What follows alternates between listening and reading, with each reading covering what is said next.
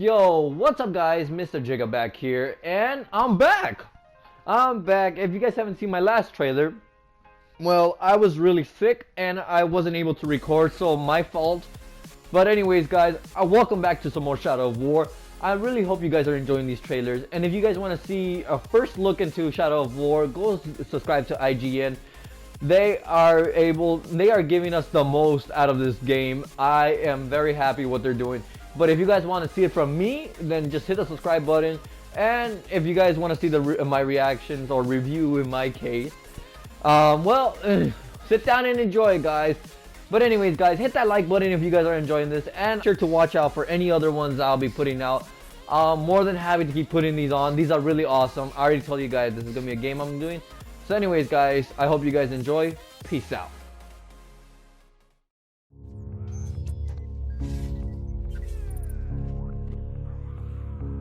Hey folks, Brandon here with IGN to walk you through the brand new gear system in our IGN first game of the month, Middle-earth: Shadow of War.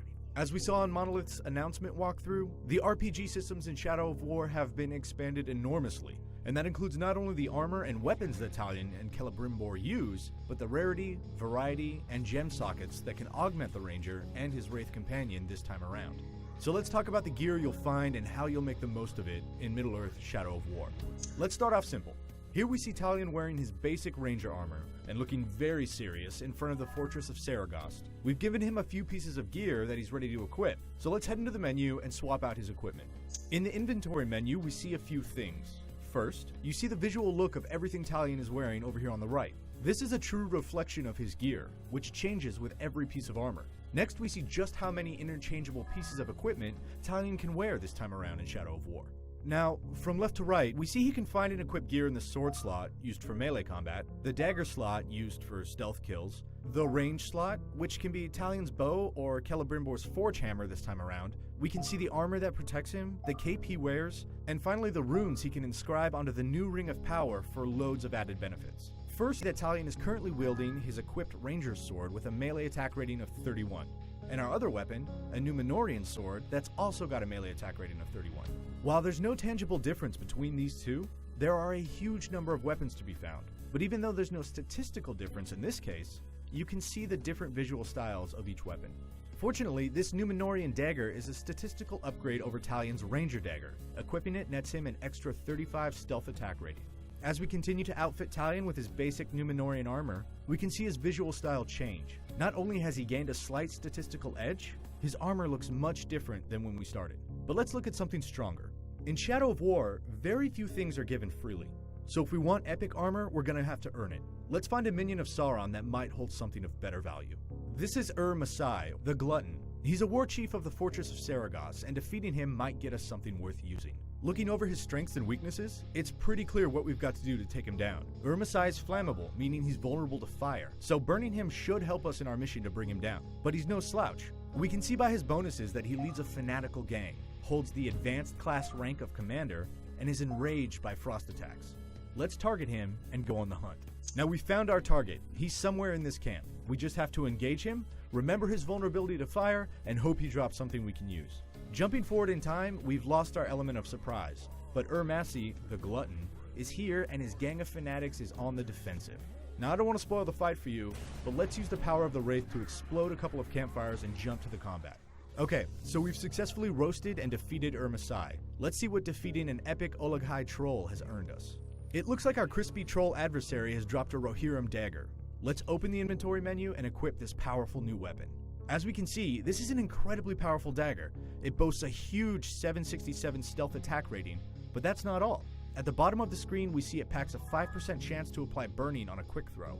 That'll come in handy. But the real power behind this blade is the challenge ability it carries. In Shadow of War, some equipment carries benefits that can only be unlocked by completing challenges. In the case of the Rohirrim dagger, we could potentially get an increased 25% stealth damage to enemies that are on fire. But before we can unlock it, we have to complete the challenge. In this case, we need to stealth attack an enemy who is on fire. Sounds fun. Let's give it a shot. So we've got our epic dagger quest set as our objective. We're hiding in a bush, and we need to stealth kill an enemy on fire. Fortunately, these explosive barrels of grog should do the trick. Now that we've killed this orc and completed our challenge, let's try it out. Our dagger gives us a damage boost to enemies on fire, and as you can see here, we're able to make short work of this powerful Olaghai enemy thanks to our new dagger trait.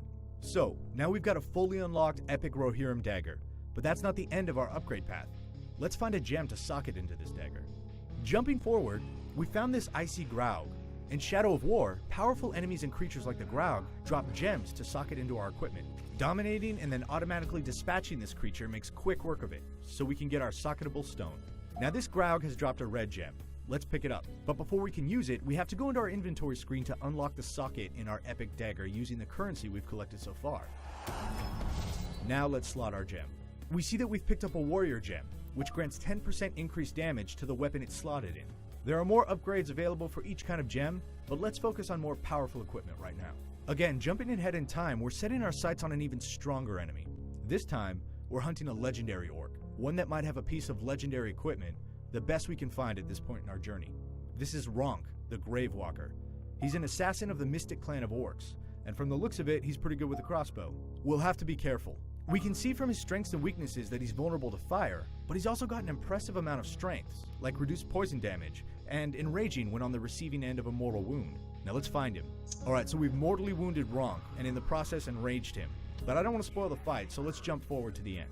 Now we've finally taken down Ronk, and in the process earned ourselves a legendary rune. Runes act like equipment, but are placed on Talion's Ring of Power. This legendary arcane rune grants us additional health recovery when an enemy is dazed, and focus recovery for every kill. In addition, by completing the challenge unlock, we get the special ability of the legendary rune. And finally, since this rune is part of a set, if we eventually equip more pieces of the set, we unlock the set bonus. In this case, our dominated grunts will take 50% less damage if we find and equip 2 pieces of this set, and they'll gain cursed weapons if we find and equip 4 pieces of this set. Let's look at Talion with a full set equipped. Here we see him using the Bright Lord's equipment set. With the full outfit, we can see this set benefits Celebrimbor's Wraith powers and customize your style of play in Shadow of War. Lastly, let's see how our new legendary armor and the increase to the Elven Wrath ability it gives us benefits Talion. I really hope you enjoyed this brief overlook into not only the different gear you can find, but how you find it, and how it makes Talion a one-man, one-wraith, orc-killing machine in Shadow of War. We've got much more Middle-earth Shadow of War to show and tell, so be sure to check out our entire hub of IGN First coverage at go.ign.com/Shadow of War. And for all things shadowy, warlike, and Mordor related, keep it right here on IGN.